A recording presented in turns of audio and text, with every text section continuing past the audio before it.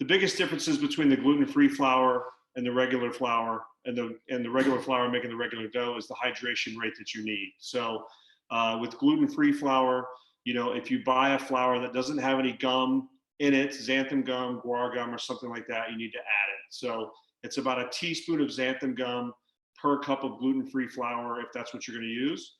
Or you can buy the Pamela's brand gluten-free flour, which I bought, that has the guar gum in it.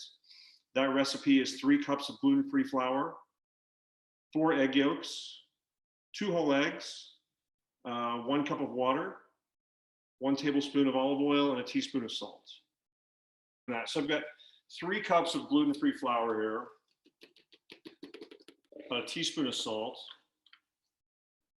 4 egg yolks, and 2 whole eggs. And then a little bit of olive oil, a tablespoon of olive oil, 1 cup of water, 1 cup of water. That just means it's too wet. The dough should not stick to your hands when it's done. It should be just past the point of sticking to your hands. I'm doing this on a cutting board. I would use that.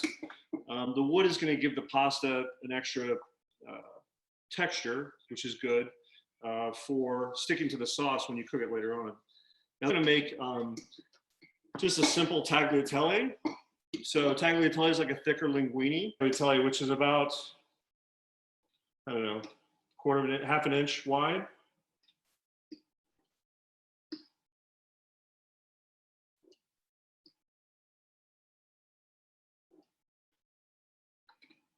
And take them apart a little bit.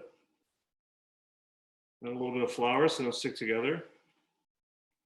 Again, the gluten-free dough is a little tricky, but then once it's cooked, it gets really nice and firm. And then when you have, it's not sticking together, that's good.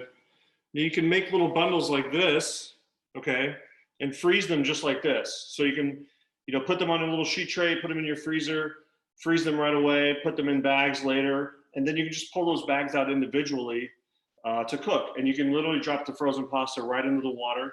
That's what we do at the restaurant with our pasta. So that's the easiest way to do it. If you want to make a big batch at a time, make a project out of this, and then freeze and cook it later.